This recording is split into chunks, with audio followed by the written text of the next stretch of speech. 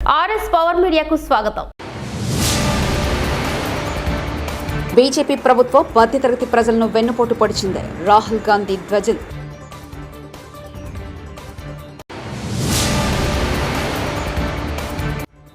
ఆనాటి మీ పాపాల వల్లే మీ ఇంటి ఆడబిడ్డ జైల్లో ఉన్నారు. రేవంత్ రెడ్డి.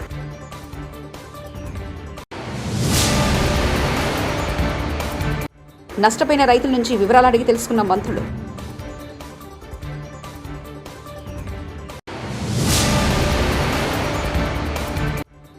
సూపర్ 6 పథకాలు అమలు చేయలేమని చేతులెత్తేసిన చంద్రబాబు. టీజీఆర్ సుధాకర్ బాబు. లోక్సభ బడ్జెట్ సమావేశాల సందర్భంగా ప్రధాని మోదీ నేతృత్వంలోని బీజేపీ ప్రభుత్వంపై ప్రతిపక్ష నేత కాంగ్రెస్ ఎంపీ రాహుల్ గాంధీ తారాస్థాయిలో విరుచుకుపడ్డారు. 2024 బడ్జెట్ మధ్య తరగతి ప్రజలను మోసం చేసిందని ఆరోపించారు. బీజేపీ ప్రభుత్వం మధ్యతరగతికి ద్రోహం చేసిందని, ఇండెక్షన్స్ ప్రయోజనాలను తొలగించి మధ్యతరగతి ప్రజలను వెన్నుపోటు పొడిచిందని వ్యాఖ్యానించారు. బీజేపీ ప్రభుత్వం ఆధునిక చక్ర వ్యూహాన్ని నిర్మించిందని, అందులో రైతులు, విద్యార్థులు, మధ్యతరగతి వారు, సమాజంలో ఇతర వర్గాలు చిక్కుకొని ఉన్నారన్నారు. దీర్ఘకాలిక లాభాలపై పన్ను విధించడంతో మధ్యతరగతి ప్రజలు ఇబ్బందులు ఎదుర్కొంటున్నారని ఆయన ఆగ్రహాన్ని వ్యక్తం చేశారు.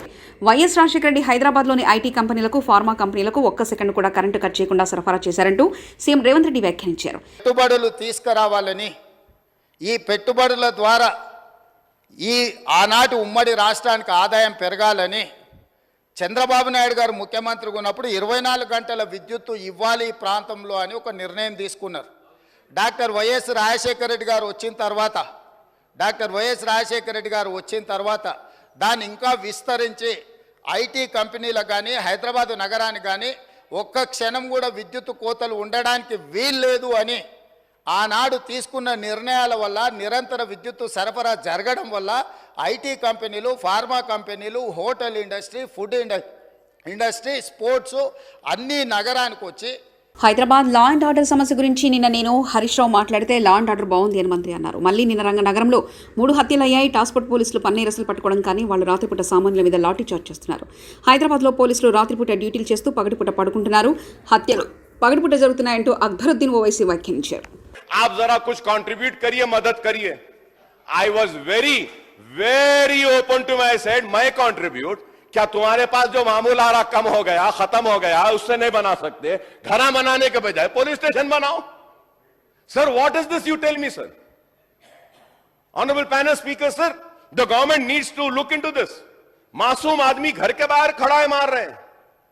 अरे आप क्रिमिनल्स को मारो, गांजा लाने वाले को मारो, आप वो सट्टा करने वाले को मारो, वो रेप करने वाले को मारो. काचीगुड़े पे रेप हुआ, कैसा रेप हुआ? बच्ची के साथ गांजा पिलाकर, नशा करके उसका रेप किया गया.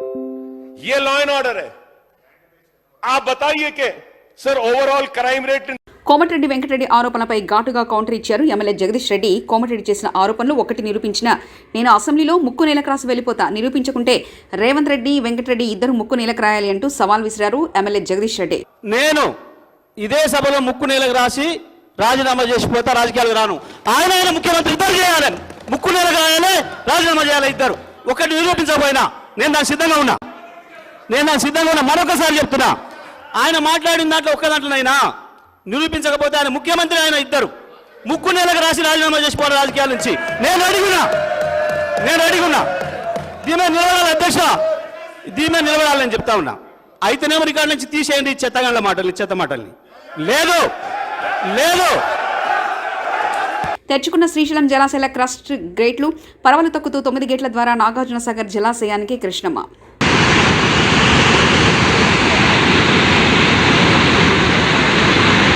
ముఖ్యమంత్రి ఆదేశాల ప్రకారం 2 రోజులుగా వరద ప్రభావిత ప్రాంతాలను పరిశీలించారు మంత్రులు. పునరావాస కేంద్రాలకు వెళ్లి బాధితులతో మాట్లాడి ప్రభుత్వ సహాయం అందుతున్న తీరును అడిగి తెలుసుకున్నారు మంత్రులు.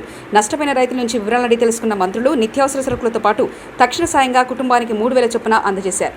చాలా ప్రాంతాలు ముంపుకు గురయ్యాయి, చాలా గ్రామాలు ముంపుకు గురై ప్రజలు చాలా అవస్థలు పడుతున్నారు.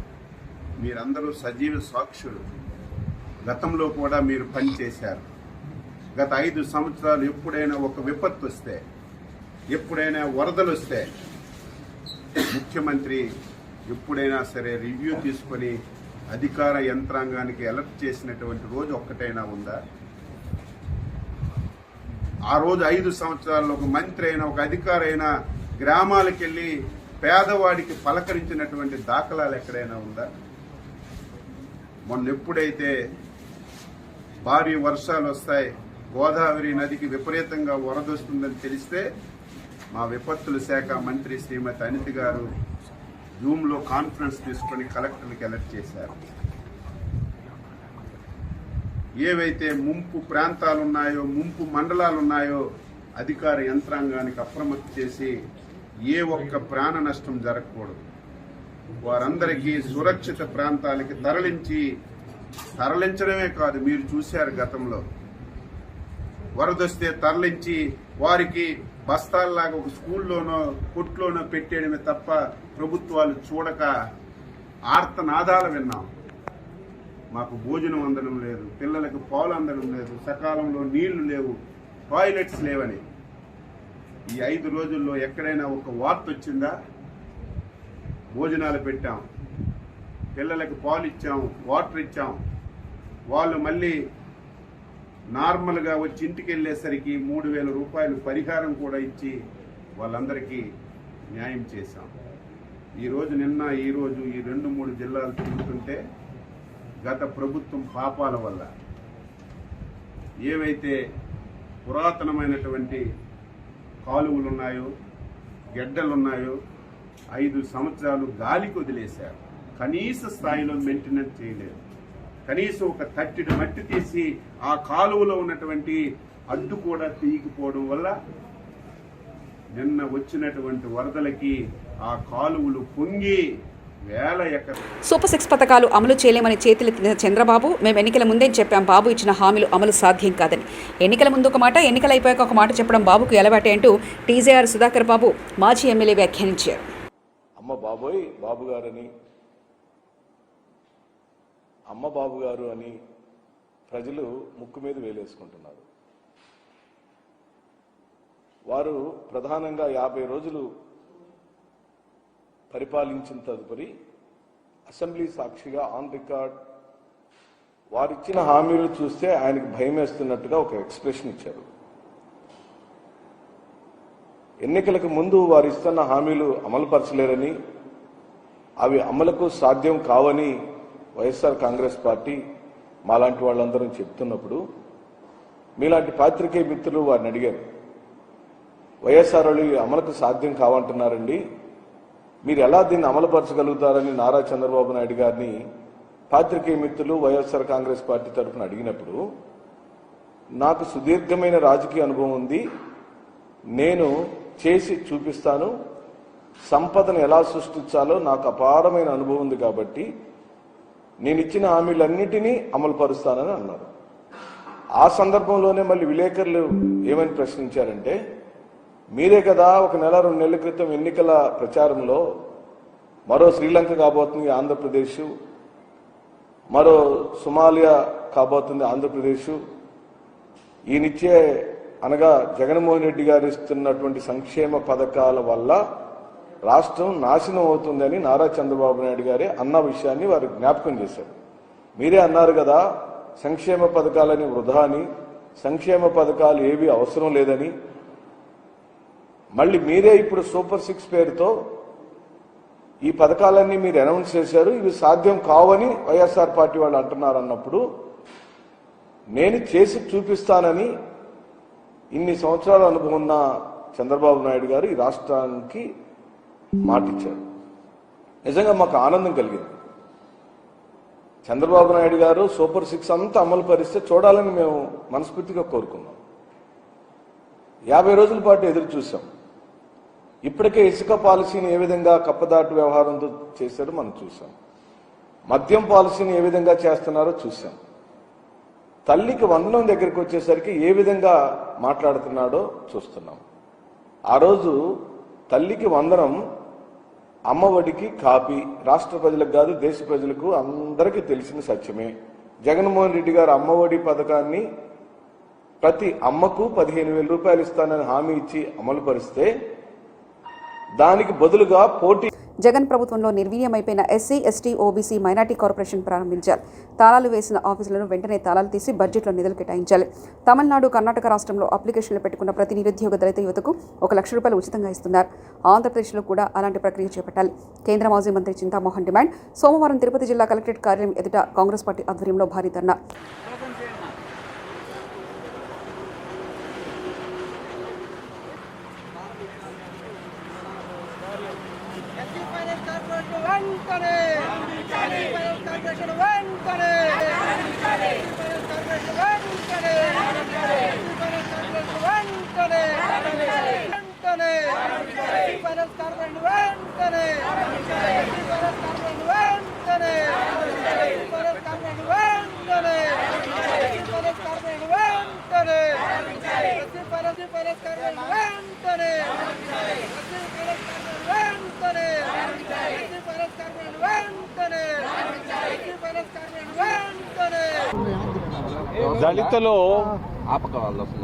దళితులు ఎస్సీలు ఆంధ్రప్రదేశ్ రాష్ట్రంలో 20% మంది ఉన్నారు. 20% మంది దళితులు ఉన్నారు ఆంధ్రప్రదేశ్ రాష్ట్రంలో. ఎస్సీలకు ఎస్సీ ఫైనాన్స్ కార్పొరేషన్ని ఇందిరాగాంధీ కాంగ్రెస్ ప్రభుత్వాలు ప్రారంభించాయి. గత 5 సంవత్సరాలుగా ఎస్సీ ఫైనాన్స్ కార్పొరేషన్ని పూర్తిగా మూతేశారు. ఇది దారుణం, చాలా దుర్మార్గం. ఎస్సీలకు ఇవ్వాల్సినటువంటి రుణాలు ఇవ్వకుండా ఆపడం అనేది దుర్మార్గం. జగన్ ప్రభుత్వం దీన్ని ఆపేయడం జరిగింది. మేము వెంటనే చంద్రబాబు నాయుడిని డిమాండ్ చేస్తున్నాం, రాష్ట్ర ముఖ్యమంత్రి గారిని వెంటనే ఎస్సీ ఫైనాన్స్ కార్పొరేషన్లను పులులు వద్దు, స్థలాలు కావాలని డిమాండ్ చేస్తూ తిరుపతిలో టీడీటీ పరిపాలన భవనం వద్ద సోమవారం ఉదయం ధర్నా చేస్తున్న కేంద్ర మాజీ మంత్రి చింతామోహన్. టీడీటీ ఉద్యోగులు, ప్రభుత్వ ఉద్యోగులు, వర్కింగ్ జర్నలిస్టులు, పోలీసులు, నిరుపేద మహిళలకు అలిపిరి సమీపంలో జూ పార్క్ వద్ద ఇళ్ల స్థలాలు కేటాయించాలి. వీఐపీ బ్రేక్ దర్శనాలకు రోజువారీగా పబ్లిక్ డొమైన్స్ పెట్టాలని డిమాండ్ చేశారు.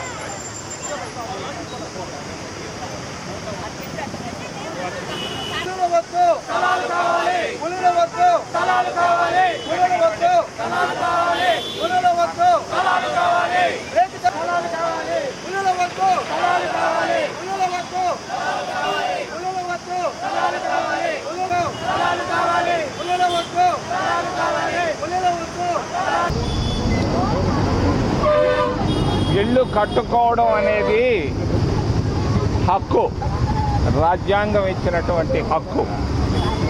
తిరుపతిలో దాదాపుగా 75% మంది ఇళ్ళు లేకుండా వాడుగిళ్లలో ఉంటూ ఇబ్బందులు పడుతున్నారు. ముఖ్యంగా జర్నలిస్టులు, నిరుపేద మహిళలు, టీటీడీ ఉద్యోగస్తులు, యూనివర్సిటీల్లో పనిచేస్తున్నటువంటి ఉద్యోగస్తులు, పోలీసులు అందరికీ ఈరోజు ఇళ్ళు కావాలి. ఇళ్ళు కట్టుకునేదానికి స్థలం కావాలి. తిరుపతిలో స్థలాలు లేవు. ఒకప్పుడు 50,000 ఉన్నటువంటి జనాభా ఈరోజు 5 లక్షలకు పెరిగిపోయింది. మరి స్థలాలు కావాలంటే ఏం చేయాలి? ఒకటే ఒక మార్గం, ఆ జూ పార్కును తీసేయాలి. దైవలోక్ అని ఒక ఆయనకి 150 ఎకరాలు ఇచ్చాడు ఎవడో మహానుభావుడు ముఖ్యమంత్రి. అవన్నిటిని క్యాన్సిల్ చేసి వెంటనే ప్రతి నిరుపేద మహిళకు ఒక్కొక్కరికి 2 సెంట్లు కానీ 3 సెంట్లు, లేకపోతే జర్నలిస్టులకు కూడా 5 సెంట్లు, ప్రతి ఒక్కరికి దాదాపు 200-300 మంది జర్నలిస్టులు స్థలాలు లేకుండా ఇబ్బందులు పడుతున్నారు. ఈ పరిస్థితుల్లో మేము డిమాండ్ చేస్తున్నాం చంద్రబాబు నాయుడు గారు ఈ ప్రాంతంలో పుట్టారు. ఈ ప్రాంతం బీజేపీ ప్రభుత్వం మధ్యతరగతి ప్రజలను వెన్నుపోటు పొడిచింది. రాహుల్ గాంధీ ధ్వజం.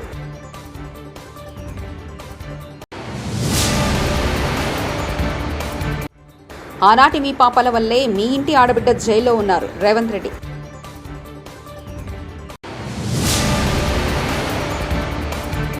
నష్టపోయిన రైతుల నుంచి వివరాలు అడిగి తెలుసుకున్న మంత్రులు.